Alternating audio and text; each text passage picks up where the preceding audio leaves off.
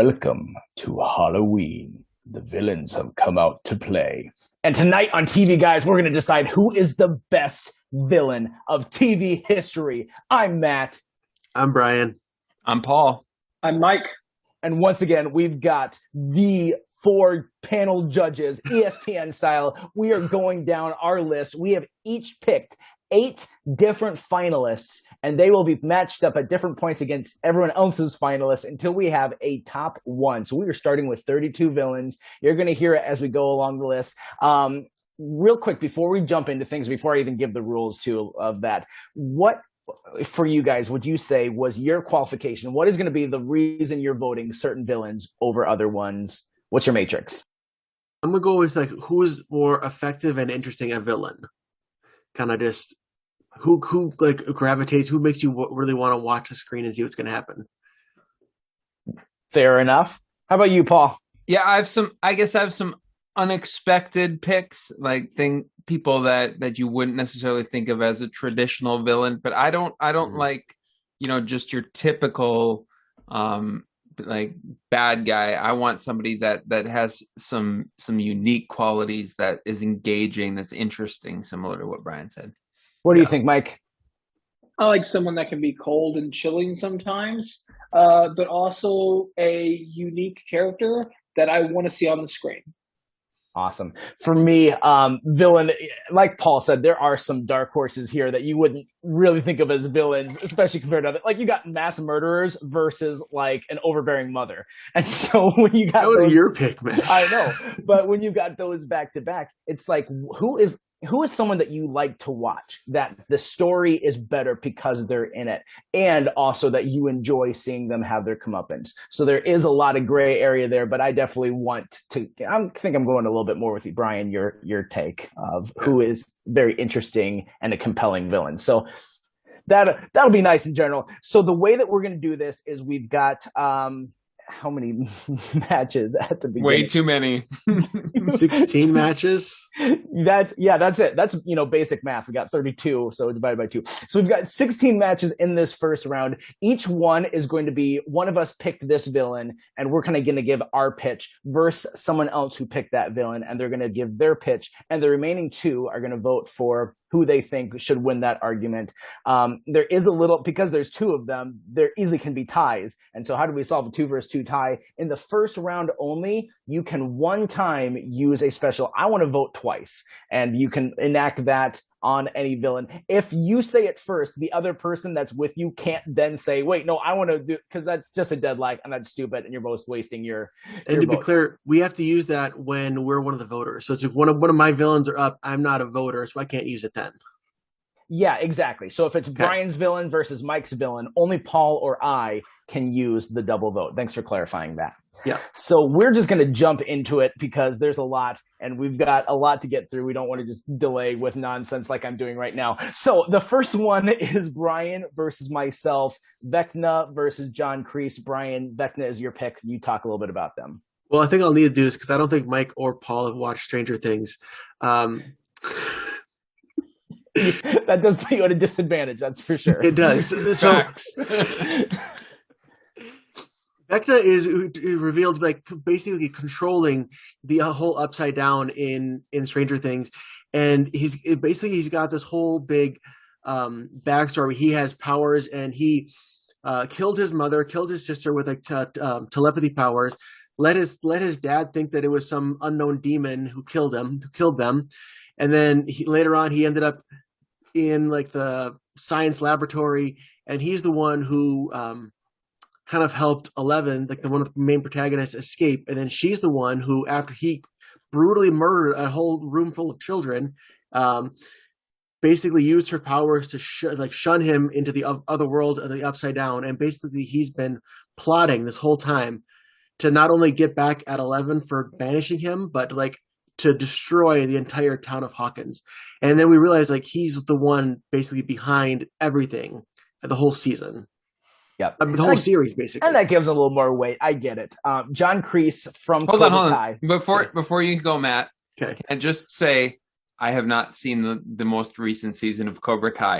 And So I if was you gonna could say, possibly not spoil that for me, I would Okay. greatly appreciate it. Here's the only minor spoiler: he does pop up in this season, as you would expect him to. Sure. So he Yes. does have things that happen in this season, but I'm not going to reference anything specific of this most recent season. Even though Brian's like, "Oh, Stranger Things came out like the month before that," let me just spoil all Well, of this season There's for really, you. there's really no way to make my case on Vecna without That's spoiling fair. it.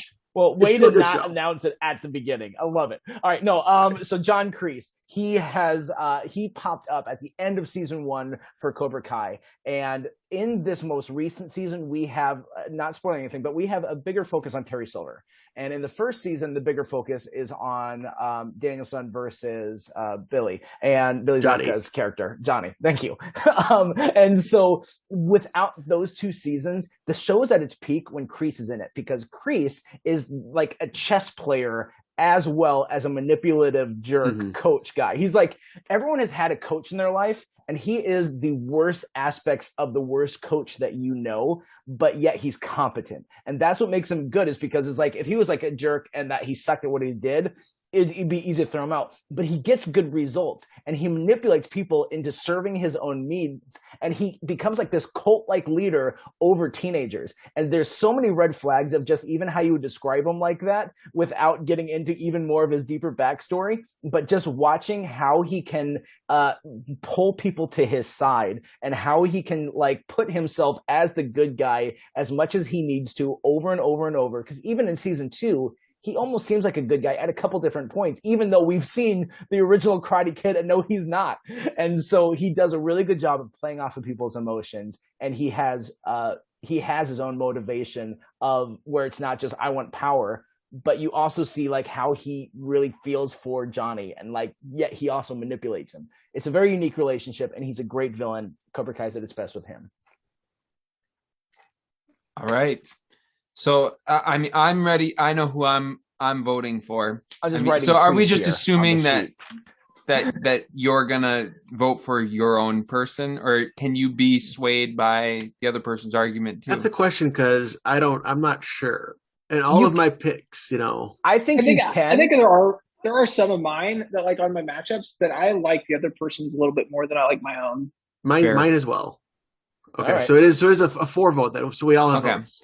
So just assume that if it's your person, that you're voting for them unless said otherwise. I'm gonna have to go with Kreese, even though Yes. it's not my pick. Okay. Then I'll make it official. And here's the thing. Vecna, again, I haven't seen Stranger Things, so that is a huge disadvantage. And he kind of sounds like a villain of mine that I'm really excited about later in Sylar. Is there maybe some kind of comparisons? Yes, I think it definitely gives me Sylar energy. So okay, The way he kills. for Yes. sure. and I love and I'm a huge fan. I'm not a huge fan of him, but I think he's like a really great villain. But careful, your psychopath side is showing. but I mean, like Kreese is. I mean, I'm a huge Cobra Kai fan, and even in the original movies, he's a great villain. So yeah, Kreese would be my choice as well. Vecna would win against a lot of people in this bracket overall, but not against Kreese. All right, Mike, real quick, anything you want to add? No, I'm good. All I right, will Grease. We are powering through. So next up is Mike and Paul. Got some really good ones. We got Moriarty versus Gus Fring. Mike, take it away. So we're going with Moriarty from Sherlock here, played by Andrew Scott, who is incredibly chilling in every scene. He just steals the show so much that it almost seems like the writers regretted killing him off, because they give little hints throughout the years. There's a possibility he's still alive. Like, did you miss me? Did you miss me? Did you miss me? Which just totally set the internet ablaze when it came out.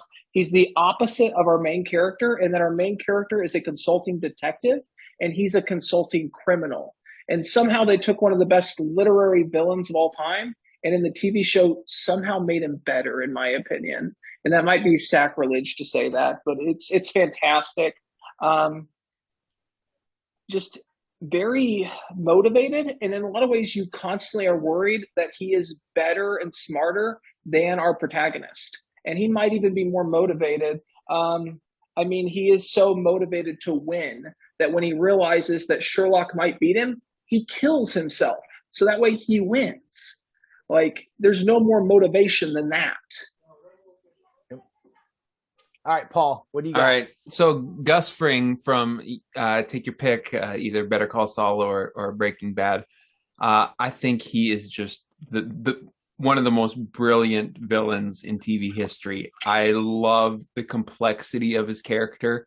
Like, it's the perfect contrast with the Salamanca family, who are your classic Latino gangsters. I mean, like every stereotype that you could think of. And then you have Gus Fring, who's South American, but he's so smart. He's like community oriented. He's hardworking. He's like the last person that you would expect is this vicious drug lord.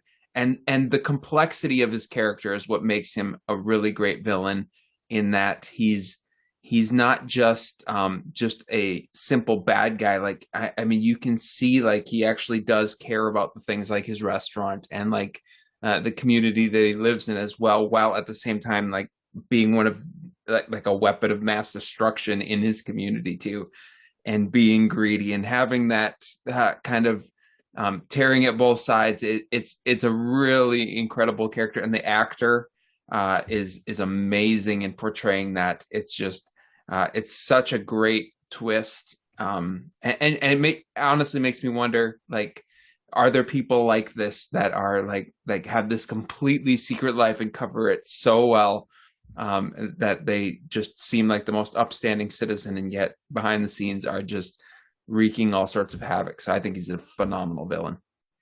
Yep. Mhm. Mike, it's sacrilege. I'm sorry, but Moriarty is not as good as some other versions of Moriarty, in my opinion. I think like Jared Harris's portrayal is like pinnacle Moriarty to me.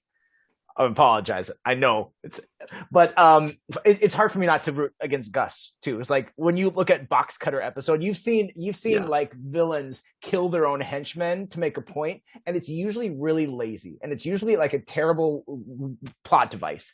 But in Box Cutter, when it looks like Jesse and Walt are dead, and like they're dead to rights, and Walt is trying to talk his way out of it, and Gus is just silent as Walt is talking through all this, and then Gus ends up killing his own guy and simply says the cooking will continue, and then leaves. Like, what? And Mike himself is like, what just happened? I work for this guy, I know him. This, like, you have a power dynamic that is amazing, that he doesn't have to say. He just lets his demeanor speak for itself. And to me, that's Gus is too good for this round. Yeah, me too. And no one, I mean, not nobody, but I mean, very few people on this list were going to beat Gus. I think Gus will make it far. So I'm sorry, Mike, but I am also voting for Gus Fring. Gus versus John is already a tough matchup. But anyway, we're jumping the gun. Brian's back up versus Mike again. So Brian's got Lord Zed. Mike, you've got Deathstroke. Brian, start us off. Okay. To be fair, I mean, yeah, we're talking about a campy Power Rangers villain, but this is the best one. He was so intimidating that they had to tone him down because parents were writing in saying this character is so scary that my kid can't sleep. It's a show made for small children. They bring in this guy who's basically a skinned man with like a terrifying faceplate and like tubes of liquid running through him. It's like it's weird, it's wild to think that they made this for children in the 90s.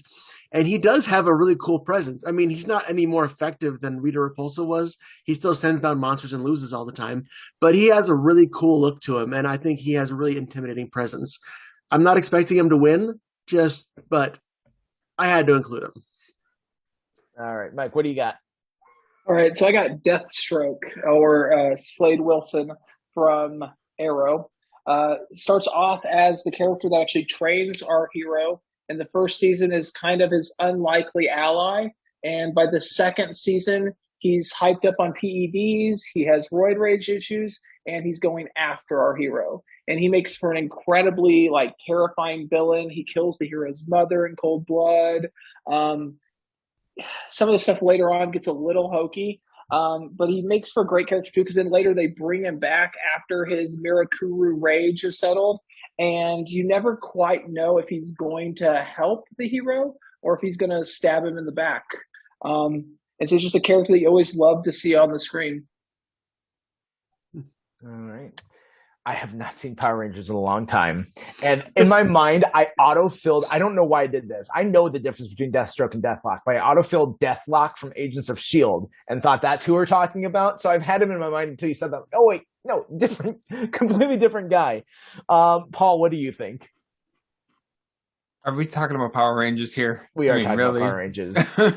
It's going to be Deathstroke. I've never seen the show. I have no idea who the guy is, but he's not in Power Rangers, so he wins. I like the look of Zed, but his ineffectiveness is fair. I'll go with Deathstroke. That's fair. I'm going to stick with Lord Zed out of my own childhood nostalgia, but only because I know that's not going to make the difference. But it's a killer villain design. I got to give him that. Yeah. Oh, yeah. They knocked it out of the park. Then he was an original U.S. version. That was not a Japanese counterpart. All right. So I have got the Joker versus Skyler. This is going to be Sylar. Oh, Sylar.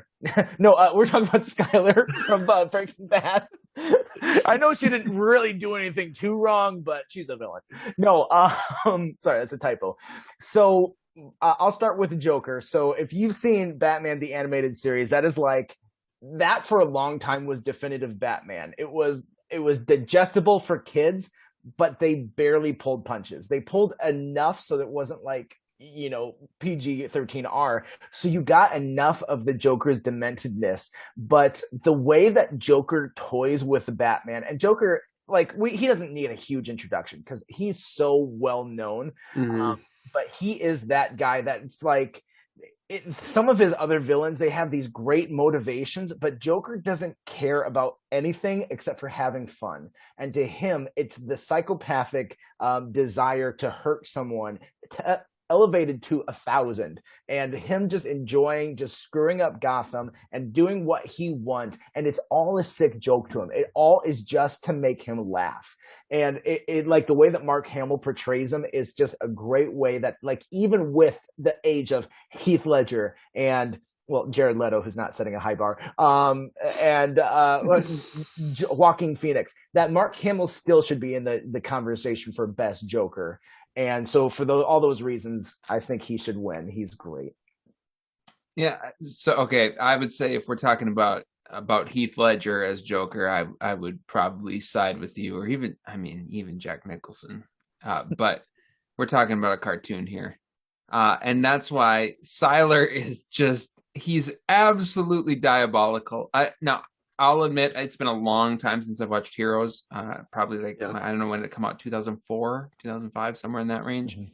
So it's been almost 20 years, and I'm struggling to remember a lot of details about the series, but I do remember how evil he was and how feared he was as a character. And the premise of Sylar is basically the other heroes have superpowers, and he steals their powers and kills them in the process by like using his mind to cut open their brain, I think is kind of how it works. Like you just see a slit appearing across a crack across their forehead. And I very much remember the scene where Claire, who's played by Hayden Panettiere, her superpower is that, like, she can't be killed. She heals rapidly every time she's injured. And so when he steals her power, it basically makes him invincible, because not only does he have all these other superpowers, but now he can't be harmed as well. And he's like cutting open her head, and she's not dying because that's her superpower. And she's like, why am I not dying? And he says, because you're special. It's just this creepy moment. Like he's just has this pure evil sense about him. One of the few things that I actually really remember about that show was how great of a villain he is. So he's probably my number one truly evil pick out of all my people. They're both in the same bracket. Gus Fring and Sylar are both up there, but yes, that would be why. He loses a little bit of his mystique. He's like Jaws. Like once you see him, he loses a little bit. Like in the first season, the lead up to him was fantastic. Yes. Yeah, he's unknown. Yeah, but afterwards, like he was good, but I think I'm still sticking with Joker. All right, Brian, what do you Hero think? went downhill after the first season pretty substantially. It did. I would like to vote Joker just because I don't like the fact that Paul implied that being animated is a demerit, which is not. Agreed. But I can't give it away from Sylar because I mean Sylar. I haven't watched Heroes in probably 10 years, and I still remember what a fantastic villain Sylar was. So I have to give it to Sylar, Mike, not save because me. he's not animated. The only thing that Matt said wrong is that the Batman animated series is the definitive Batman, and Mark Hamill is the definitive Joker. And so I'm going with Matt. All We got right, our first tie. Anyone gonna double up? Mike? Anyone? Mike? I feel like I should save it. All right, we're going to flip a coin then.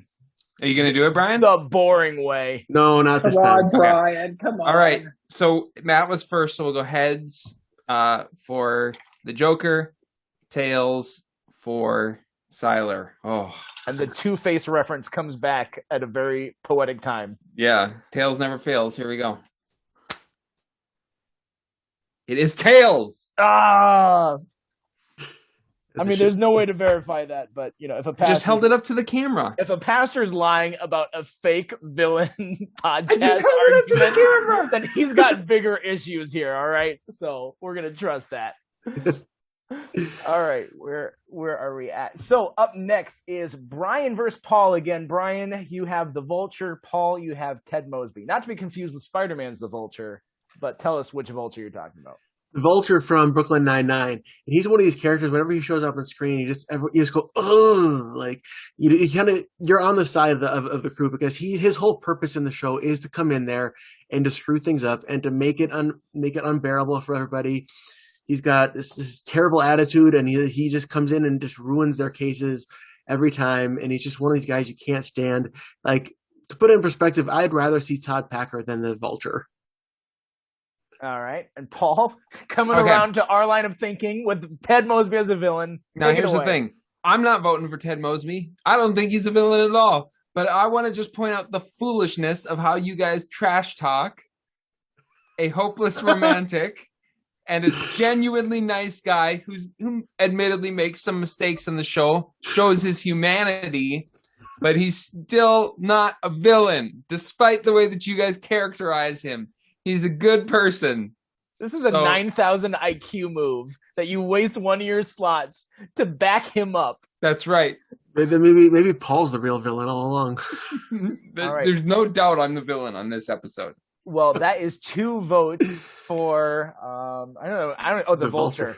Here's the deal about the Vulture. My category here that I was saying was that the show should be better with them in it.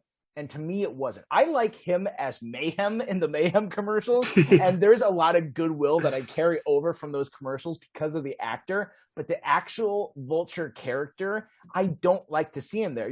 You just said you would rather see Todd Packer. I don't like to see the Vulture come in because he's a jerk. And I do want him to get his comeuppance so he gets points there. But I don't think there's anything unique or special about him that I'm like, ooh, this is good. Like, even though he's not really a villain, the Pontiac Bandit, I love seeing Doug Judy in there. I think he's a great quote-unquote villain, but I don't think Vulture is. So I got 1 point here for Mosby. What do you got, Mike? I was going to bring up the Mayhem thing, too. I would say the Vulture is more of an annoyance than a villain. And I don't know if I necessarily agree with you guys that Ted Mosby is a villain, but Ted Mosby has some villainous traits for sure. But I'll be honest and not, solely the good reputation of the podcast and vote Vulture. Oh, boo. If you were going to vote Mosby, I was going to double it just to take it to Paul. Paul Not was ready even kidding. Paul was ready to hang up, I'm pretty sure. All right, whatever. I hope That not, 'cause one's a he's doing the burner for me. recording. All right. So the next one that we've got Mrs. O'Brien from Mike, and I have submitted Kilgrave. So take it away, Mike. So I'm going to pontificate for a while because I know Mrs. O'Brien's not going to win this one. From what show? But it is from Downton Abbey. So there's two villains in Downton. Oh, there's a bunch of villains in Downton Abbey, but there's two main ones that are part of the main cast, and that's Mrs. O'Brien and Thomas. And I went with Mrs. O'Brien instead of Thomas because Thomas is around longer and he does have a little bit of a redemption arc, whereas Mrs. O'Brien never has any form of redemption. She is just a horrible character the entire time. She's backstabbing people. I mean, Downton Abbey is what it is. It's a ridiculous, over the top drama, but she's a character that you just always were hoping that a brick would fall from the top story and land right on her head. Like, she just constantly is doing horrible things. And even though there's far more evil people on the list, what she does with a bar of soap is one of the meanest things in a TV show. Like, one of the times I've only cried watching a TV show over a villain's actions. Wow. All right, you get a compelling argument there. I've never seen Downton Abbey, so I can't mock too much of it. But I have seen Jessica Jones. Now, Jessica Jones is a show that second and third season are whatever, but first season was just prime TV. It was so good. And the reason for the first season being as good as it was because of Kilgrave. Kilgrave is a character that has a superpower. And the superpower is that what he says, like when he makes a command, the person that he's talking to has to do it. And so you see like him use it in a big capacity where he freezes an entire police station in time where no one can even move because he has commanded them not to move. You see him use it in just a douchebag way that is traumatizing to people, where he goes into an apartment and he tells like these kids, like he takes over the house, is like, let me in, give me dinner. And then he tells their children to stand in the closet because he doesn't want to see them. And they're standing in the closet and they have to stand in there so long. These kids, they're standing in the closet so long, you see a urine puddle start to drip out from underneath the door of the closet, all because he wants to be in this apartment. And like, that's what he gets off on. And he's such a terrible, disgusting villain, but David Tennant plays it in such a great way where, I mean, he still has the David Tennant charisma. So you're like intrigued by the things he says, but you definitely want him to get his comeuppance. And also the other part of it is that theme of the first season where he forced Jessica Jones to be in a relationship with him. So talk about like the abusive side, and like, it was such a great way to show how abuse victims feel in an over-exaggerated way that makes everyone be able to relate to it. Kilgrave 100% should definitely make it to the next round. He should probably make it further than he's going to. I know he's not going to win, but he should at least make it to the next round. All right. I'm flipping my vote to Kilgrave. I'll vote Kilgrave. Just from your description, like that kind of like horror movie Simon Says stuff, like that seems intense. Yeah. Okay, now listen, I was actually I've not seen either one of these shows, but Same. Mike intrigued me with the bar of soap thing, so I'm gonna go with Mrs. O'Brien. Well, fine then, Paul. I'm just gonna vote against you whenever I can. No, that's all right. That was intriguing. You got me All hooked. right.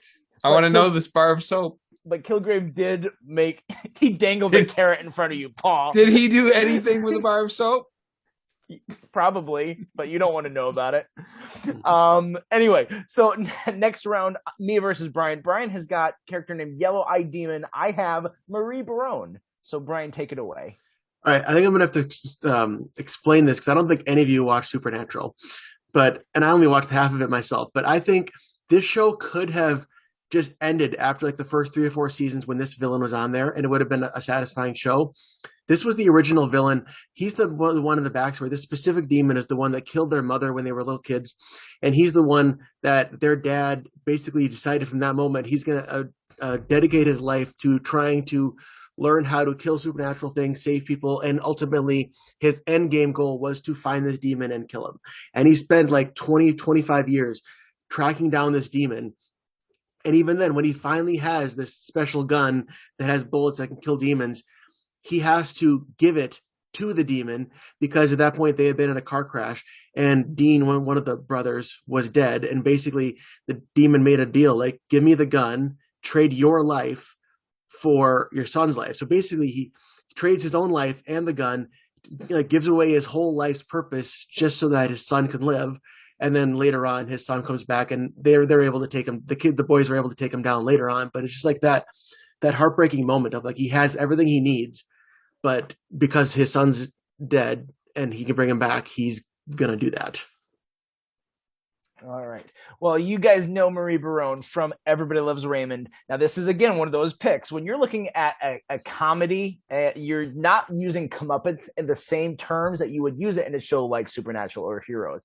But there are, when you're watching Marie, you definitely want her to have a comeuppance because the way that she manipulates the entire family, you enjoy seeing one of them get the best of her. And like, she has such great relationships with everyone in Everybody Loves Raymond in terms of very watchable relationships. To see how she is a puppet master, to see how she can manipulate her sons with guilt and people around her to do her bidding. And there are plenty of great episodes of that, but it's also great to see when Deborah, who is very strong-minded, goes toe-to-toe with Marie, and that she's the one that stands up the most. And so Marie, knowing that, finds new ways. Every time that you think Deborah might succeed and might finally get the one-up on her, that Marie is able to pull something else out of a hat and is able to, again, turn everything against back against Deborah. And so Marie is great. She's overbearing, but she's fun. She definitely fits that qualification of, if she wasn't in this show, it would absolutely suffer. She doesn't make the show 100% because there's a lot of great characters, but she is necessary to this show, and it wouldn't be the same without her. Mike, what do you think? Forgive me, it's been a little while since I've seen Everybody Loves Raymond, but my memory is that Marie is not always wrong. That Marie is wrong sometimes, or is right sometimes. And Yes. that's also a compelling point. And so yeah, I have a hard time voting for her as a villain because yes, she is an overbearing mother, but I don't think that makes, and she's manipulative, but I don't know if that makes her a pure villain. From a comedy point of view, I think so. All right, so you're so I'm voting going to go for with whatever a yellow-eyed demon is. Okay. You're not voting for it. You're voting against Marie. I take umbrage, Mike. It sounded scary. So Matt, I'm going to make you happy here. I'm actually going to use my double vote here for Marie, and here's why. I like the ironic choice for a villain, and I think Marie is a really clever choice. And if you were to ask Deborah, the character from that show, if Marie is a villain, she would absolutely say that she's a villain. She's awful to Deborah, and I think it's a great pick. So, To be fair, Frank would also say she's a villain. yeah, fair enough. And it's really funny because Frank has those times when he can kind of manipulate Marie just a little bit, but then we all know Marie who holds the pants over him. So I love the dynamics. Lots of great dynamics. Okay, let's move it on. We have, to finish out this side, Mike versus Paul.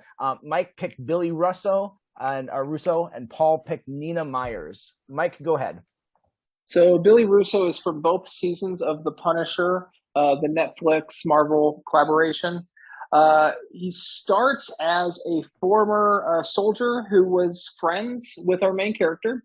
And we gradually find out as the season's gone on that the guy might not be his friend anymore. And then we eventually find out the guy's never really been his friend, leading to the really classic confrontation where they have a fight to the death on a carousel of all places, and ends with our main character grinding Billy Russo, whose whole thing is that Billy Russo is a pretty boy. He's beautiful. And so people are charmed by him. And our main character uses that against him by the Punisher shoves his face and skids it along glass. And so the mirror is going into his face, which of course ruins his attractive good looks for the second season.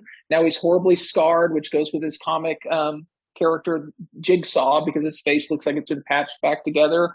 And he has the classic amnesia in the second season.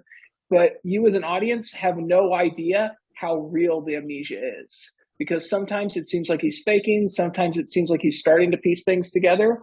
And so he makes for a great match for our soldier because they were both, I believe, both lieutenants together in the military. So they ran a squad together and they well matched together, but they're opposites in many ways. Okay. And I think he also is partially responsible for the main character's entire family dying, which of course is, the genesis of a superhero, or, in this case, the Punisher, an anti-hero. I think if it wasn't up against my character, I would definitely be intrigued by that. He sounds quite interesting. Mhm. Have you guys seen 24? I have. Not me. I've seen part of it. Okay. So I'm going to just talk about season 1 because Nina does come back in subsequent seasons. But I mean, It's the main season. Yeah. It's the first season is the important one as it relates to her. So the premise of the first season of 24 is Jack Bauer, the main character. His family, his daughter and his wife, are kidnapped as part of this terrorist plot, and the whole show takes place over a 24-hour period. And one of his co-workers at CTU, which is the counterterrorism unit, Nina Myers, is his most trusted confidant throughout this thing. She's his partner through this whole thing. And at the end, you find out that she's bad and she's been manipulating things the entire time. And it's I think it's the second to last episode, Brian. You probably Yep, I think so. Or sorry, it's been a while since I watched it, but way late. And I will tell you right now, I mean, everyone who watched that show, shows like that, the big twist is often predictable. And I would say, with the exception of like shows like Lost, did a really good job of like the twists were like unexpected. This one was such a shock that, I mean, everybody was talking about it. Like, oh, when did you find out about the big twist in season 1? Or like, did you get to this part of the season? It was the entire season, that moment where it turns out that she was a villain, and you see how terrible she was when you think like she's almost like as much of a hero as Jack Bauer. And for most of that season, it was such a gut-wrenching twist, which is what makes her such a great villain, is that you never see it coming. Well, and you didn't even mention the most gut-wrenching part is that she killed Jack's wife. Yes. I forgot. That happens right at the end too. Yeah. So Brian, you're voting Nina. I'm voting Nina. Yeah. I was excited to see that pick. I've seen both Punisher. I'm like halfway through the second season, so I'm actually still going through that. And I actually watched all of the first season of 24, and it wasn't my thing, and so I didn't watch any other seasons. But I do remember that there's like very few things I remember, and that twist was one of them. And because that stood out, I'm going to go ahead and go with Nina. You made a good argument, Paul. Not that my vote matters, actually it does, because it does. Okay, it does vote. It does matter. You matter. Oh, yay! So, Paul, you are going to stay on the docket here versus me. Paul has got Jamie Tart, and I have Lex Luthor. So go ahead, Paul. So I go from Nina Myers, who's absolutely diabolical, to Jamie Tart, who's borderline not a villain. But for the purpose of this discussion, we're going to just stay with season 1. I know season 2, he has a redemptive story and he becomes the good guy. In season 1, he's the villain, and you get this pick. What I love is the complexity of the characters. Even though Ted Lasso is a comedy, you get the complexity of the characters. It's not everybody's a good guy or a bad guy. It doesn't work like that. You see the parts of Jamie Tart's past that have made him the villain. And if you have not watched the show, he's the most arrogant, condescending, self-absorbed player on the entire team, and makes everything about himself, and eventually gets sold to Manchester City, which is the evil club, and ends up scoring the winning goal and relegating Ted Lasso's team. And I love the dynamic of the fact that he's kind of an idiot and he's kind of self-absorbed, but then you also have that layer of complexity with his past and his relationship with his father. And he's just a great character. So, and I think he is a villain in season 1. So I've got Lex Luthor from Smallville, who we all know him from the comics that he is a villain. He is Superman's villain. But to start off in Smallville with him on, like, before he becomes a villain, they start off with him on the side of Clark. Him and Clark are friends when Clark's in high school. And that's what's so interesting about him, is because you know where his path leads. And so it's almost like a slow motion car crash, where it's like if you will so much that he doesn't become who he is, because you see all these different moments where he's like wants what Clark has. He has all the money, he has this stuff, but he wants the affection and the appreciation that Clark gets from his family and from Lana, and like that sort of thing. You can tell he wants it, and every time there's like that little bit of hint of jealousy that starts to come up, he like swallows it, but it's building, and so it's so intriguing. He actually, to me, he becomes a worse villain in this show when he goes full villain. He is so much more intriguing when you're like, no, don't do it, try and stop it. So that's why I put him on here. He is really well developed. Best thing about Smallville was his development. Can I ask you a question, Matt? Because Sure. okay, this is I mean, and part of this is like I actually really liked Smallville, and I did watch I watched it for most of the series and kind of tailed off at the end. But the one thing I'll say is, even though it's a great storyline, and it's still kind of like your teeny bopper type show, and the acting, in my opinion, is it's all right. So Depends on the episode. do you think the character who played Lex Luthor is a good actor? I think so, but I haven't seen him in like a lot of other stuff. I'm like, oh yeah, Michael Rosenbaum, he's great. He just did really well with the material he had, and that's all you can ask for, I guess, in that. I don't know if he's a good actor, period, but he was in Smallville. He's the second best actor in that show after his fictional father, Lionel Luthor. Yeah. I would say Jonathan Kent. He's a really good actor, too. But, I mean, those are those classic guys. Of course, they're going to be good. All right, what do you got, Brian? Mike, what do you think? Debate. This is a close one. Do you have a vote, Mike? I'll use my double on Lex. Okay, well, I was gonna think Jamie Tart, but I guess it doesn't matter. I feel like I'm close to undefeated on this. I've got a lot of my guys have gone forward. All right, so we've got Brian and Mike up. Charles Logan for Brian and Mike. I'm sorry, Dr. Kelso for Mike. Brian, you start.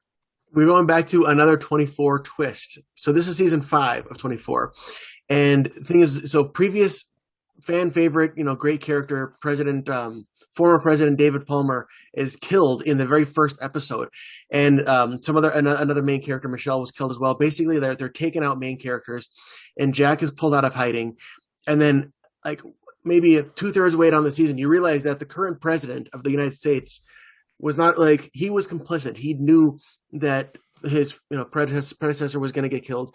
Turns out he was behind the terrorist actions, behind everything, and it's such this twist because before you had seen him be kind of like you think he's just kind of a bumbling president. You think he's just kind of insecure and wanting to make his name and just trying to protect his legacy. But then you realize, no, he's actually more diabolical. He's the one working with the terrorists this whole time. And then it takes he has the entire military at his disposal to hunt down Jack Bauer. And it's like Jack with a handful of people who trusted him trying to track down the evidence and get it to the right people to where they can bring this guy to justice for killing a former president. And it just makes Charles Logan such a great villain. All right, Mike, Dr. Kelso, what do you got? Well, Paul and Matt, I know how much you don't like, or how much you like, the comedic villain. And Dr. Kelso is a great one because he's funny. He's an incredibly funny character. But he also represents the man. He also represents like the big business of hospitals. And so he is often the foil for the people that actually, care about humans. They have to try to get around Bob Kelso all the time because he's there to make sure the hospital is profitable, make sure that you only treat people that have the financial means and the insurance. And so they're always trying to find a way of going around this really oddball corporate, wet blanket. And he makes for a fantastic character because then once he retires, he's no longer the villain anymore, but you see why he was the villain for all these years. And yeah, I mean, as they say in one episode, there's only one guy in that show that's funny no matter what he says. Are my new pants made of wool? Because my weasels get heat stroke. That was a good line. Paul, what do you think? So I think Charles Logan's a great pick, but I kind of default to the idea that he was kind of a villain out of cowardice in a lot of ways. Like he there's nothing really complex about him. He's just a whiny little self-absorbed brat, and he's doing everything just completely out of selfish ambition. And because there's not that complexity there, I'm not a Scrubs guy. I've seen a few episodes here and there, so I like know who he is, but I just don't like Charles Logan. So, and Kelso has better motivation because he does what he does as a villain. There's a part of him that kind of like just gravitates to that he is a little bit of a jerk, just period. But there is a bigger part of him that this is what is good for the hospital, and the hospital needs someone making those decisions that are going to affect the bottom line. And there's a really good moment, one episode about him really that highlights this, where JD talks about like as soon as his foot hits the floor outside of the hospital, he like is like cheery, happy go lucky demeanor. He leaves everything at the hospital, and then there's like one experience he has throughout that episode that as soon as he hits that outside with his foot on the floor, he can't shake it. And he doesn't have that cheer demeanor, and that has been lost because of one experience he had with a patient. So I really like Kelso. I'm going to vote for him too. He's going on. All right. So we have got Mike with Darth Vader and me with Ben Linus. Ooh, this is a toughie. Go ahead, Mike. Yeah, this is a juggernaut matchup, I feel like. So of course this is Darth Vader from the Obi-Wan TV show, not the movies, which in some ways is a bad thing, some ways is a good thing. I would say we've never seen a more powerful Vader than what we saw in Obi-Wan. Like, the man just flexes that he has more power than everyone else in that show until the very end of it. We get to hear the first time of AI James Earl Jones, which is interesting and weird. And we also got to see a little bit of redemption for Hayden Christensen, who finally got to be a good Darth Vader for once. And oh man, it was also a show that you desperately, at least I do, desperately wish there's some season 2 or part 2 of it, because I just want to see more powerful Vader on the screen. That was fun. Yep. Yeah. If it was, I might change my vote if we were talking about movie Darth Vader 2. I felt the Darth Vader of Obi-Wan Kenobi was overall weak. He was still the best part of that show, but he was like, he took back seat to Reva. And I wanted more of him as the villain. And I thought there was a lot more they could have done that they just didn't. And so it also means that Ben Linus of Lost, he is a very good character. He shows up in the middle of the second season, and we're not even sure if he's a villain at that point. And the only one who's convinced that he's a villain is Danielle Rousseau. Saeed eventually is like, yeah, I think he's a villain, but they don't know. And so like when it comes out that he is the villain, and he lets himself be tortured while holding up this ruse. But what's really unique about Ben Linus is that he's always playing people. And he constantly is outplaying them. Like, not just he's playing against them, but he usually is finding himself on the right side of things. I'm sorry, not the right side, but on the Ben side. He usually gets what he wants. And there are a few times he doesn't, like when his daughter dies. And when that happens, we see a Ben that has nothing to lose. And we realize even then how much he was holding back to begin with. And he's that guy that like, he will do anything that it takes to do what he thinks is right for the island, even though he's not good for the island, but he is good for his own selfish ambition. And there are times you root against him, and there are times you think you're rooting for him, and sometimes you don't know where you should root. You have no idea what his plan is. And he's just so intriguing. He does make Lost a better show, one of the best characters of this show, in my opinion, Ben Linus. So I'm feeling we're headed for a coin flip here, because I know Brian loves Lost and loves Ben Linus. But I gotta pick Vader. I'm with Mike on this one. I think it was a great portrayal of Vader. I think it was fantastic. I think it made the show for me. And same thing, like, I wish there was a part 2 because I wanted to see more of that. I was just not blown away with Ewan McGregor. And I like him as an actor, but I mean, he was not the highlight of that show. Like, the villains were the highlight of that miniseries. So, and it's Darth Vader. So I'm voting for Darth Vader. I'm going to use my double on Ben. Yes. Oh, love it. Man, that's the second time I have gotten my guy through because of a double. Ben, Mike, I have to thank you guys. It was me. Oh, didn't? Oh yeah, you did. You did I- on Marie. I'm sorry. You're right. All three of them have been for you, Matt. Oh, Really? Yes. Three. That just shows how OP my list is. Sorry. All right. So hey, Brian, Paul, I beat you with Siler. you did. You've got. I got one loss so far. Brian versus Paul. Brian, you got Pierce Hawthorne. Paul, you got Tammy too. Go ahead, Brian.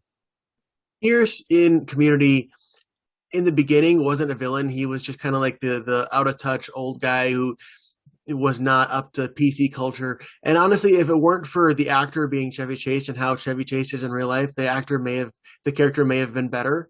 But because, life imitates art or whatever that saying is, like he just kind of went downhill and became the insufferable in and off screen and just became, I mean, he was still part of the group while still a villain the whole time.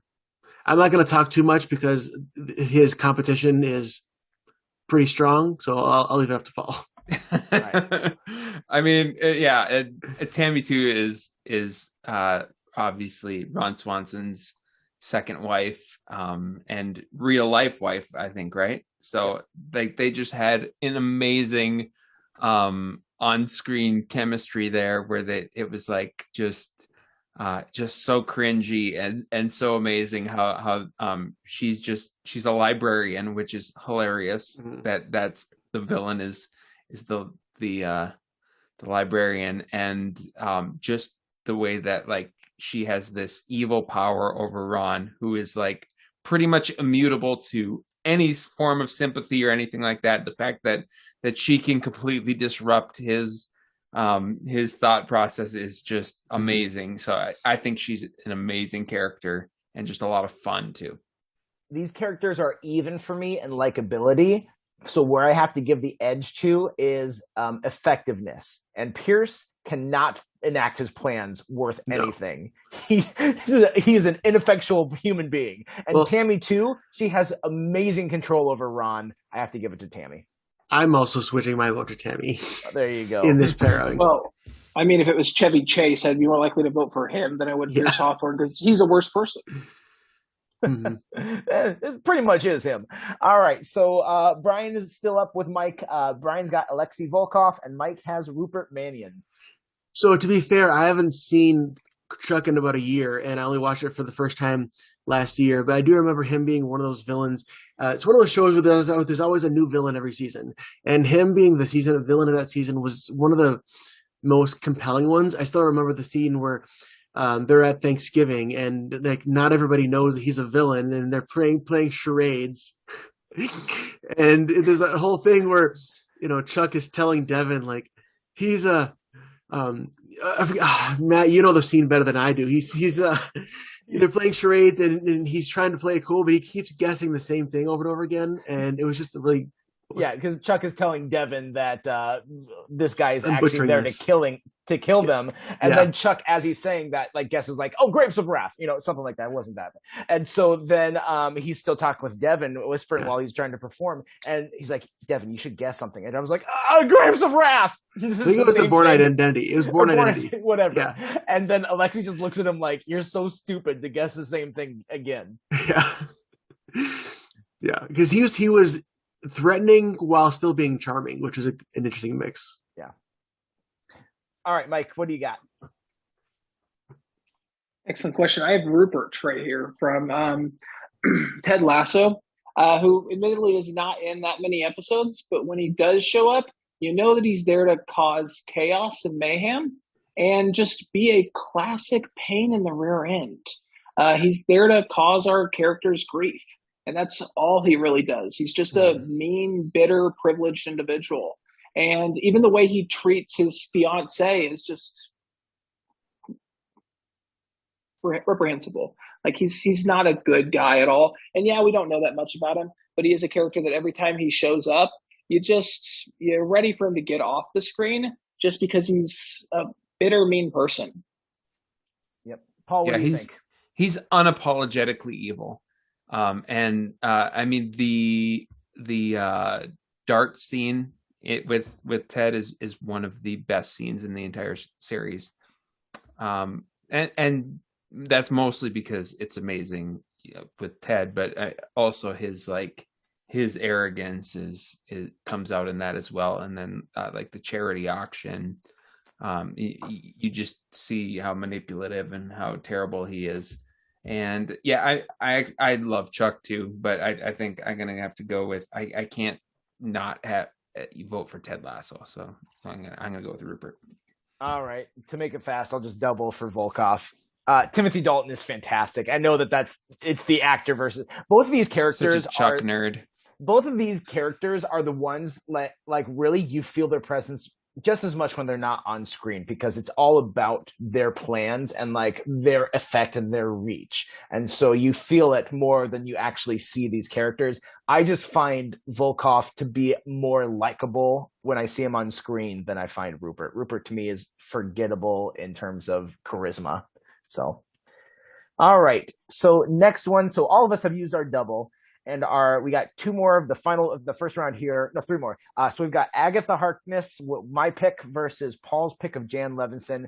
Now this is a really tough one. I think I'm gonna get another loss here in the L column, but I'm still gonna throw Agatha here. That she was a fantastic part of WandaVision. She was the next door neighbor. She played that trope super well. You didn't know that she wasn't a good person, but I mean, there's those fan theories. But you did also know there's something unique about her. And so the way Catherine Hahn played her, you got to see a lot of different sides of her until it got to that reveal of it was Agatha all along, which is just this fun song, a really fun reveal. And even though it was actually Wanda all along, still the reveal was a lot of fun. And Agatha, like, playing the part that she did of like she's kind of behind the scenes, figuring out what has happened all around her and fighting the magic with her magic, I thought was a great dynamic, and I had a lot of fun with her. And Catherine Hahn is just fantastic. So I'm just gonna come out and say this. I think Jan is not only the clear winner of this matchup, but I think she's maybe the strongest in this section of the bracket. Jan is probably she's the only one to show up from The Office, and she is an absolutely brilliant character. In fact, when we did the Office ranking episode, I said on that episode that Jan is my favorite female character in The Office. I've kind of walked that back a little bit because Pam deserves a little bit of credit, but Jan is just such a compelling character. And even though she's not in The Office, like her dynamic with Michael and what she brings to the show, I think it's one of the best things. I mean, the episode with the dinner party episode where we learn about the dysfunction in their home and how Michael sleeps on the end of the bed. I mean, just it's absolutely incredible. She's such a great villain, and is so funny and smart at just great writing overall. So, and great acting too. So, Jan. All right, Brian, what do you got? I gotta give it to Jan. I love Agatha. I mean, against someone else, I would have picked Agatha, but against Jan, it's got to be Jan. Mike, what do you think? I was thinking Agatha when we started, but Paul made a pretty decent argument there. And then also dawned on me, Agatha's not the worst villain in her own show. And I know there's a lot of reasons that Wanda is doing what she's doing, but I mean, she is the ultimate villain in that show. So I'm going to have to go with Jan as well. I think Jan is also more iconic, and that wasn't part of my grading criteria, but I mean, I think Jan's effect is going to outlive Agatha's, and so I'm switching my vote too to have it unanimous. Jan deserves to go on. All right, so next that we've got coming up here, we have myself versus Mike. I pick Lalo Salamanca, and Mike has Kingpin. So my pick of Lalo Salamanca, if I can say his name correctly, would be great. Lalo Salamanca from Better Call Saul is one of those characters. He's just like Gus was, where like he pops up later in the show. He's not there right away. But when he shows up, he is that force to be reckoned with. And Lalo, like, he immediately establishes himself as an iconic villain, even with just a couple episodes. And yet he's in it. He persists for 2.5 seasons. And so I'm not, by the way, spoiler, there's no spoiler for the final season if you haven't watched Better Call Saul. But he comes onto the scene, and he's similar to Gus in that, like, what you see on the outside, there's something much more sinister and evil on the inside that, like, you can't trust what you get at face value. He's calculating. He's extremely smart. He is the smartest Salamanca that we see, bar none. And he has great charisma he's smiling all the way up to when he sticks a knife in your back. And so he, for me, deserves to be the winner of this.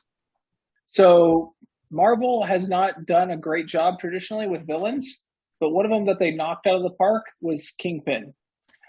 Kingpin is a fantastic villain for Daredevil, and he's such a popular villain that he also is now crossed over into Hawkeye, where he is terrifying an Avenger, and he's going to be in multiple other Marvel projects going forward because the character is so well done.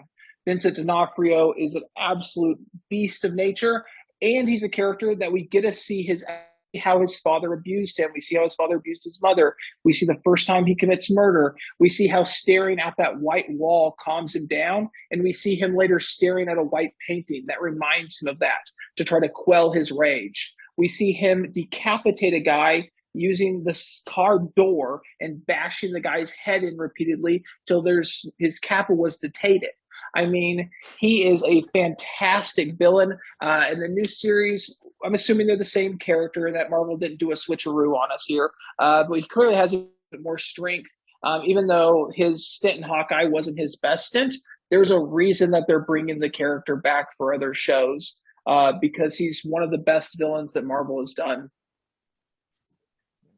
So, I'm not a Marvel guy, so I honestly, it's probably a little bit unfair, but I'm going to go with Lalo Salamanca. And I just think, the Bell thing too is so amazing. I mean, just such a great thing. So.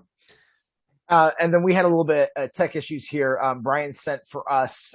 He said that he is voting Lalo. We're going to see if we can get him back, and he'll be back in just a moment. So that is Lalo moving on. And then for the final round of this first opening round here, we have Count Olaf, which is Brian's pick, versus Coach T, which is Paul's pick. Paul, we'll go ahead and start with you.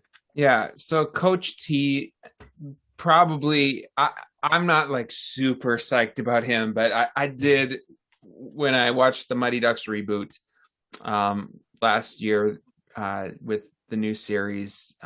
One of the most interesting characters in that series is this new coach of the new now evil Mighty Ducks, and it's Coach T, and he's kind of this like long slick back hockey hair, kind of an idiot, kind of evil at the same time, like totally into himself, your classic self-absorbed villain. And I just thought he brought a lot of humor to the show and was somebody good to go after. And actually Mike suggested him in a list we were thinking. I was like, yeah, I could get behind that. So I ended up picking him. I don't really have a real strong take on him other than I just kind of like him as a character, and I think he's great. All right, sounds good. Brian, what do you got? So I had Count Olaf, who for the show that's there, I mean, he's a kind of an ineffectual villain at times, but he's funny to watch. He's, got the charisma of Neil Patrick Harris with also being kind of like a bumbling, like, what are you doing kind of villain. And, we said at the beginning, fun to watch. That show, I mean, he is that show. That show is I mean, there's no story without him. He's the best actor, best character on that show for sure. Yeah. Mike, what do you think? I haven't seen the series of unfortunate events on the TV side. I saw the movie with Jim Carrey, right? Yeah, that movie, the show is so much better. The show is so much better. But still, like Matt, like Paul suggested, I did suggest Coach T. There's something about being young and arrogant that makes him for a very likable villain. I see a little bit of myself in Coach T. Of course you do, Paul. It's not a good thing. I didn't say it was a good thing. I'm not perfect, Like, oh, I need to Can we change. get- All right. We have that on recording now. Yeah, fully admitted. Paul saying I'm Confession. not perfect will be my new ringtone. It's okay. Laura will listen to this and say amen. So We're gonna have our second coin flip of the night because I'm going with Count Olaf. You said that he's not really effectual, but he is in terms of the theme. And the whole theme of the show is that when you listen to kids and you give kids like, first of all, if you're educated and if you let kids like actually speak and you listen to what they're saying, you're going to be on the right side of things. You're going to hear and understand, and you're not going to be just like easily swept up and brainwashed. And so for them to list, like, Olaf is effective when he is talking to adults who dismiss kids. And his plans are always effective in that way. And so the only way to beat him is to, you know, not be a moron and not be, I'm too good to listen to kids. So, like, he is effective just in terms of the theme of the story. Plus, he's fun. okay, so Coach T heads. Sorry, Count Olaf tails. All Here right. we go. It is heads. Oh, Coach T advances. Brian, Did not how- expect him to win a round. I'll be honest. I did not expect him to win. I didn't. I only have Don't worry, two. he's going against Lalo. I Yeah, don't think he has a chance. so. No, Actually, he's already dead. Lalo has snuck into the locker room. I All only right. have two on the list so far. I've got most of mine. Most of mine made it through. I feel pretty good Me about too. this. All right, so we have, going back to this next round, we've got John Kreese again versus Gus Fring. This Great might be the hardest characters. one. This is a tough This one. is a tight matchup here. Can I just say, okay, as good as Lalo is, Gus Fring is a better villain than Lalo. That's he's- even yeah. hard for me to say. He Like, Gus is the- is good. He is the best villain. I'll agree with you in that. On the series. He is just, and the acting, to me, that's what puts it over the top. Like, John Kreese is a great character, but I mean, like, can you honestly say, like, it's the part is acted as well as Gus Fring is acted No. in Breaking Bad? There's no way. So I don't know. For me, I'm still sticking with Gus. I'm gonna have to go with Gus as well. I think if a Gus versus Kreese matchup, I think Gus wins. Kreese has that 80s cheese to him, which works for Cobra Kai, but overall, acting-wise, no. Mike, do you agree, Gus, or would you have said Kreese? I would have said Kreese, but that's all right. 3-1. All right, we've got Deathstroke versus Sylar. For me, this is an easy Sylar. I know I had my problems with him, but Sylar has to beat Deathstroke in my opinion. I'm there too. Same. Sorry, Mike. You guys should watch more shows. But Arrow is so good. That, by the way, I First have two both. seasons I'm of gonna have to Arrow argue is so against good. myself in the next round. I just want to point that out. All right, so we've got one of Brian's pick, the Vulture, versus Kilgrave. What do you think, Mike? Oh, it's Kilgrave by a mile. I knew it would be. He's terrifying. From your Paul, description, Like the moment where Jessica finally breaks free of him, they're like, you feel this relief as an audience, and there's finally a character that doesn't have to do everything he says. Yes, true. And again, it's that stand-in for like abused women everywhere to be like, I'm finally able to stand up to my abuser. Like, of course you want that. Of course you want that win. And of course, he's even more complicated because he doesn't want to admit he's an abuser. Well, they never do. Paul, Okay. what do you think? I didn't chime in on the Vulture before. I thought you guys were being a little bit harsh on him, honestly, because I mean, obviously, I had Ted Mosby as my Yeah. pick, but I mean, there's some, I don't know. I'm always kind of a sucker for the like super smug villain, and I actually really like the Vulture, and no. just because I haven't seen, yeah, I don't know who they are. I'm gonna go with the Vulture. I'm gonna go with Kilgrave, even though I haven't seen it, just from the descriptions and the little scenes I've seen. Did And you I'm just voting vote against- against yourself? Well, He did. I did vote against my own pick, but I'm voting for the overall best pick. That's, And also, I that's very picked, honorable. didn't I pick last? So you guys picked some of the best villains before I got a chance to pick, anyways. Facts. That's true. Yeah. I think I had my suggestions in first, so that's why I got the cream of the crop. See, I was gonna let the guests go I thought first. Mike picked last. Mike Oh, did wait, pick Mike last. did pick last. Mike's like Mine was suggested second them, last. and then like we all poached his suggestions. I only took, I think, one off of his list. I think. But all right, so we've got Marie Barone versus Nina Myers. I feel like this might come down to a coin flip. I'm easily going Nina on this. Ooh, Mike, what do you think? Again, I'm gonna have to go Nina too, just because I kind of feel bad for Marie. I feel like you guys are picking on her a little bit.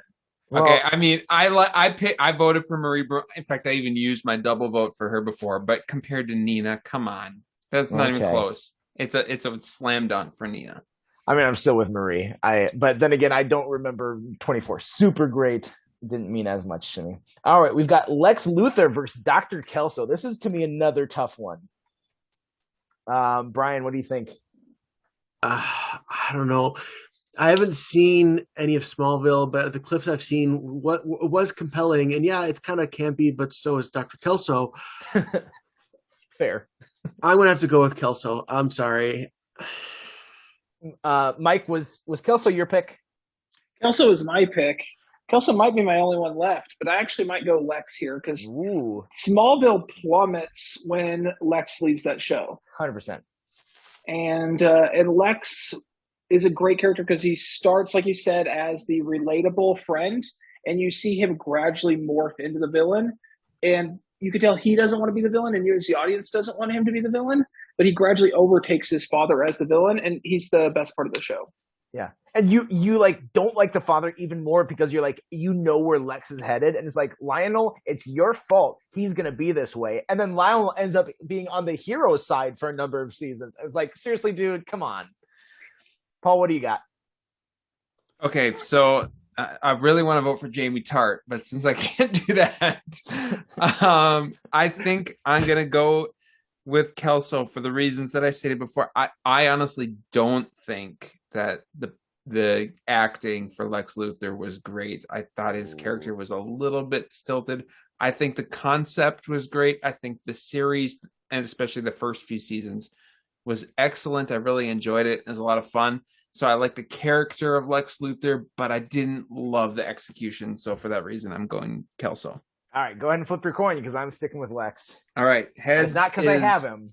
Heads is Lex Luthor. Tails is Kelso. Here we go. Agreed. It is heads. Yeah, the coins love me. I'm the anti-Phoebe. Who advances again? What?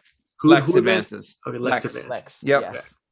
All right. Here's another tough one. Very different too. Ben Linus versus Tammy 2. Oh How my do you gosh. compare these villains? That's. Compare him by saying Ben wins. I mean, I mean, think I Ben know is the Brian. winner. I know Brian's gonna go with Ben. I just. You guys know how I feel about Lost in general. I struggled. I like Parks and Rec better than Lost. Parks and Rec ranks higher than Lost, but Ben ranks higher as a villain. He's definitely more evil. I mean, like but I don't know. I'm about the comedic villain too, and for me, I'm sticking with Tammy 2. Weirdly enough, I feel like Tammy 2 is more evil, but Ben should be the winner for me. I mean, she works at a library. So, Mike, did you say Ben? I said Ben. All right. Fair enough. Perfect. Yep. All right. Alexei Volkov versus Jan Levinson. Easy win for Jan for me. Like Volkov, I didn't say this in last round, but Volkov, he after his first season that he's in a little bit of the second season where his daughter's the villain, and he is not nearly as good in that second season, and he kind of falls off. And he's not nearly as iconic. No, he's not at all. So Jan for me. Jan's clearly the winner here, and it's not even close. Takes me off the board. None of my picks are left. Oh, you all have Brian. at least one left. So we love you. Mike, would you also vote Jan? Yeah, sure. Oh wait, Mike's also Mike and I are both off the list. You don't have any. Wow, me and Paul tearing it up. All right, so Paul, one of my picks versus one of Paul's picks here. We got Lalo versus Coach T. This is easy for Lalo. Agreed. All right, I don't know. Do we have? Okay, so I have one of my own coming up. Ben versus Lex, both of my picks. And that's it. That's going to be the only one so far that is going to be same person picks. All right, I have one. The top bracket is both mine. Gus and Siler. You each have. You're right. Gus is yours. I am sorry. Here we are. This is where we're at. Gus versus Siler. Paul, because it's yours, I'll give you first dibs. Who do you think? Because I'm just not as much into fantasy and superhero type stuff, I prefer a real character. And Gus Fring, it seems to me like he could actually exist. Like this person could be real. So, and he's terrifying. So I'm gonna go with Gus. Yeah. As I said earlier, Siler, after the first season, he has his moments throughout the rest of the seasons, but after the first season, he definitely suffers. Whereas Gus, even between two different shows, never has a bad season. Mm-hmm. I don't think he even has a bad episode, to be honest. I hate that they're in the same bracket because, frankly, they're both dynamite. But, oh well. Mike, what do you think? Gus versus Siler? Well, I'm just going to translate it in my own head into Moff Gideon versus Spock. And I'm going to go with Moff Gideon, so Gus. It's clean sweep for Gus. All right. At first, I thought you were going for like character types, and I'm like, oh wait, no, actors. Got it. All right. Gus Fring was also on Community, if you don't forget. He was Pierce Hawthorne's brother, or half brother. Yep. All right. We have a very unique pairing here: Kilgrave versus Nina Myers. Brian, what do you think? Your face contorted enough that you needed to be called on. Okay, sorry, because I'm a 24 guy. Like I was there when Paul was talking about Nina, but then when you guys were talking about Kilgrave, like I don't know, it just seems like terrifying. So it's Nina. It is has Nina. To be Nina. I'm debating. Yeah, it's Nina. Mike, are we on the Kilgrave train? Because I'm still on the Kilgrave train. I'm still on the Kilgrave train. Kilgrave is 1B to the second best Marvel villain ever, but you guys already voted off 1A. But Kilgrave is 1B. He's so fantastic. Like the actor nails that role. I got to ride with him all the way from here. Before we flip about this too, I just want to throw this out to you guys, maybe to change, is that not only is he a terrible person, but like him having this power to control someone and they have no say in it. He can take whatever he wants. He can do whatever he wants. And he is the worst version of someone who would have that kind of power. Whereas Nina, sure, she was a B word and she turned on Jet. She killed his wife. That's remind me if I'm wrong here, but basically the way they portray Kilgrave is that he's kind of a child with this power to influence anybody, and that he never really matured past youth. And so it's giving a teenager the ability to do whatever they want with whoever they want. He also made someone pull over a car who had their kid in the back, like their baby in the back, and told them to get out and to take their baby, and left them in the middle of like a terrible neighborhood with just them holding their baby. And like their baby was crying. I think it was like raining, I think, because it's more dramatic. Like he just does what he wants and doesn't care who gets hurt. And people keep getting hurt because of him.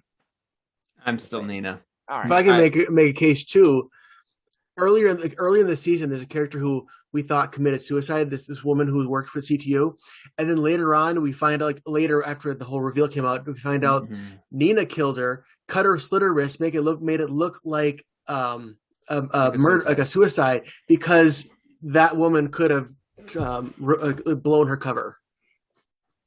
All right, she is diabolical. You need to watch Jessica Jones, just the first season. Whatever. All right, go ahead. And again, I prefer real characters. That's fair. All right, That's heads is Kilgrave, tails is Nina Myers. Tails. Oh, the coin has turned against me. What did I do? It's a lot more coin flips than I thought there would be. She's not beating Gus. She's not beating Gus. No way. All right. So we've got Lex versus Ben.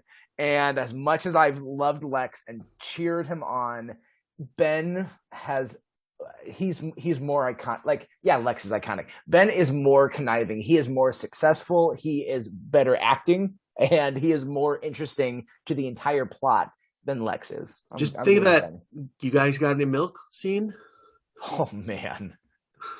I'm with you on this one. Yep. I mean, I've already kind of shared my clean sweep. Clean sweep. Love it. All right. Here's a tough one. Jan versus Lalo. Another two completely different. Who's going first? I like Lalo. I mean, I think he's a great villain, but for me, like, who's a more memorable character? Like Lalo probably doesn't crack the top 10 characters on the Breaking Bad series. I mean, certainly not top 5. Yeah. Right? Maybe not top 10. And I think he'd get top 10 for maybe not 5. But Jan's character is lives on in eternity, and maybe and it's not really fair to say she's maybe not top 10 in The Office either. I guess she's not. But I think her role in that show is far more significant than Lalo's role in Breaking Bad. This is tough for me. I need someone else to go. Tough. I need someone else to go too. Mike, what do you think? I'm going to go with Jan, just because I'm going to take my one passive-aggressive moment here. And I'm mad that Kingpin lost, so I'm going to vote for Jan just because it's not the person to beat Kingpin.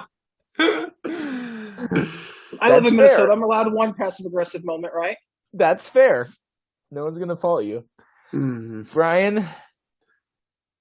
Lalo is so good, but the Office was at its best in the beginning, and Jan was a part of that. I have to give it to Jan by a hair. By a hair, though.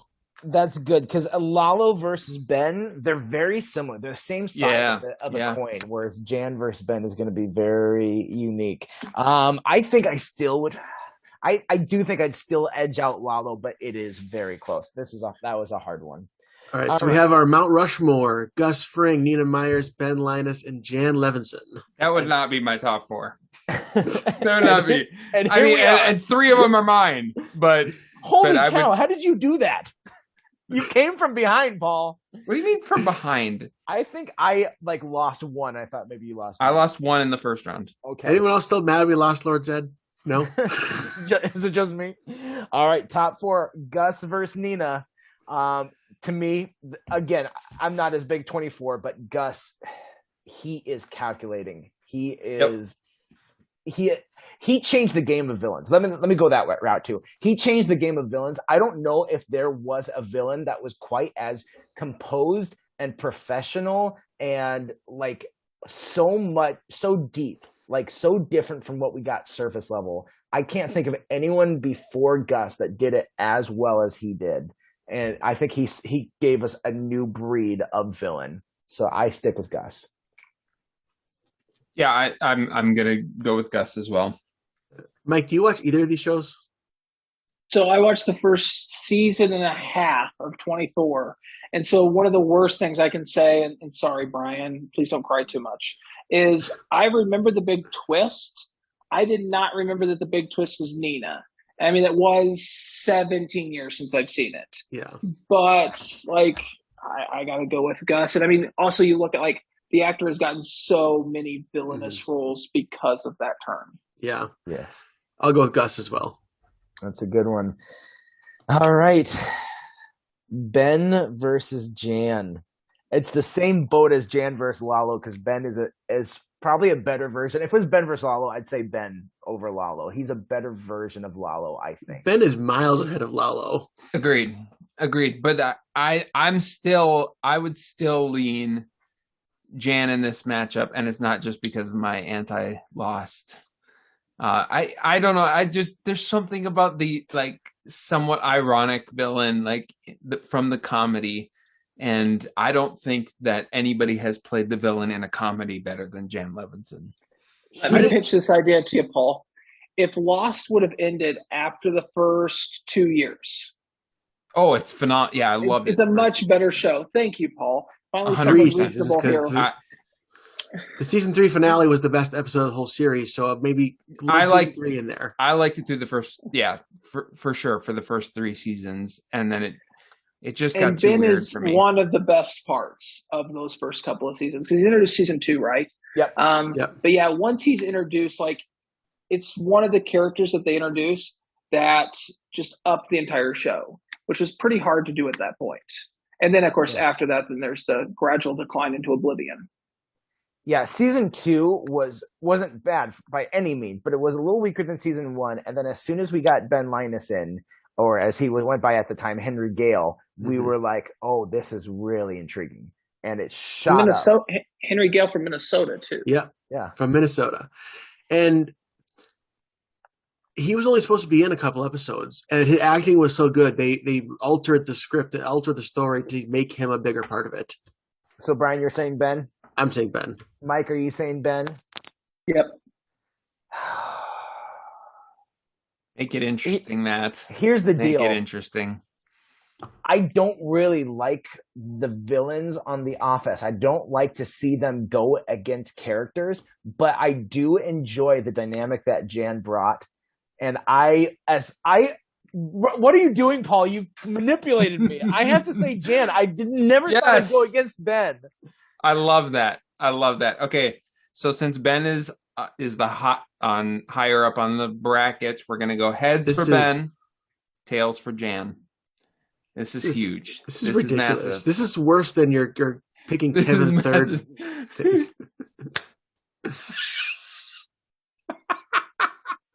It is Jan. Oh my gosh. Let the record show that Ben was my pick to begin with. I just want everyone to know that. Let the record show that Matt is an idiot. Maybe. But I think a Gus Fring versus Jan Levinson finale is now. Now we know that Paul is the villain because it's officially a Paul versus Paul pick. Both teams in the final. Well done, Paul. You made it. But since you okay, I could never win. I could never win the March Madness bracket, so it's nice to finally win a bracket. I can start off and say I'm surprised I put Jan over Ben. There's no way I can put Jan over Gus. If Ben would have made it, I couldn't put Ben over Gus either. Gus is, to me, the hands down winner. I'm not surprised by my feelings at this point. Mike is just devastated down the. I mean, you can just see it on his face. The fact that I know I participated in the goofiness, and I know I voted her this far, and now I'm deeply ashamed of myself. It could have been Lalo, and then we wouldn't be in this situation, would we, Mike? All right. Yeah, I'm gonna have to say Gus because he's a true villain, and but yes, Gus. All right, Brian or Mike. Of course, Gus. Did he break a plasma screen TV with a Dundee Award? Good luck paying it back on your $0 a year plus benefits, babe. Fantastic. He did pretty much take down the entire Mexican drug cartel, though. Yeah, but that's nothing compared to how quickly she sabotaged herself. She is the best villain to even her own life. And you watch the pilot, she's like a normal person. Yeah, shows how quick just an exposure to Michael Scott can cause you to want to just nuke everything. I felt she got eliminated too early on our Office Rankings podcast. So did you save her twice? I saved her. I at least once. No, I think just once. But okay. But this is redemption for Jan. Brian or Mike, who's bringing it home? We've got 2 votes for Gus. We just need the one more. Well, obviously I'm voting Gus. Yeah, it's a clean sweep. There it is, all the way across. No Gus one wants Fring. to let Jan win. Of course. All right. Hey, everyone out there, you let us know. So Paul won twice here, double at the end.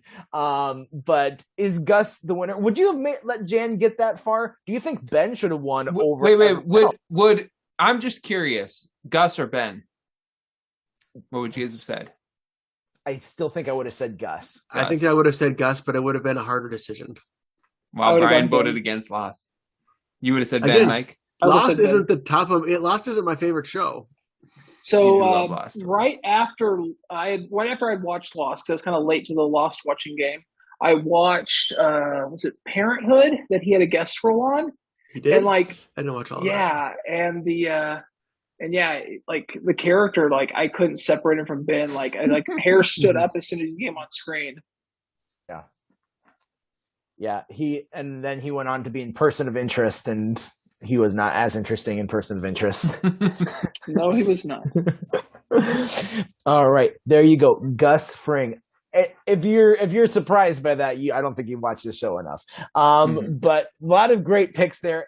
Also, we want to hear from you guys. Were there other villains you're like, why didn't you even talk about them? They're great villains. They would have been perfect. I mean, we honestly could have filled this with people from the Breaking Bad universe because there's a lot of great villains in that as well. But that was a lot of fun. So last week we talked about The Office, and in The Office, in the ending of season 7, there was a special guest as they're trying to find a new boss, and it was an actual real CEO from the world. And so who was the CEO? What was the company that he is CEO of? Mike, you said you knew last week. It is Warren Buffett, who is the CEO of Berkshire Hathaway, which includes such great companies as the Burlington Northern Santa Fe Railroad. So anytime you see those big orange engines pull in front of you, you can shake your fist and blame Warren Buffett. You do that. And I do. My dad worked temp for Warren Buffett. I am here right now in Omaha, Nebraska, where Berkshire Hathaway is located. So, he's kind of a big deal around us. So that was it this week for trivia. All right. Well, since our winner for the villain bracket is Gus Fring, I think it's only fitting that we do a trivia question regarding Gus Fring. So Giancarlo Esposito, the actor, he plays a Colombian on the show. But what country is he actually from? What's his nationality? That's your trivia question. Paul, you've got a map behind you. Point to it. No, not the map. Point to his country. It's like, it's right there. Yeah. In that region. The countries are not clearly delineated like they are in real life. Obviously, when you walk from one country to the other, there's a big dotted line. Right there. That's the one. All right. Well, there you go. There you have it. See, you guys can see it now, obviously. So, all right. Well, we want to thank our special guests, Mike and Paul. Thanks again for listening. We love having you here. I'm Matt. I'm Brian. I'm Paul. I'm Mike. And we're reminding you to stay tuned and keep watching.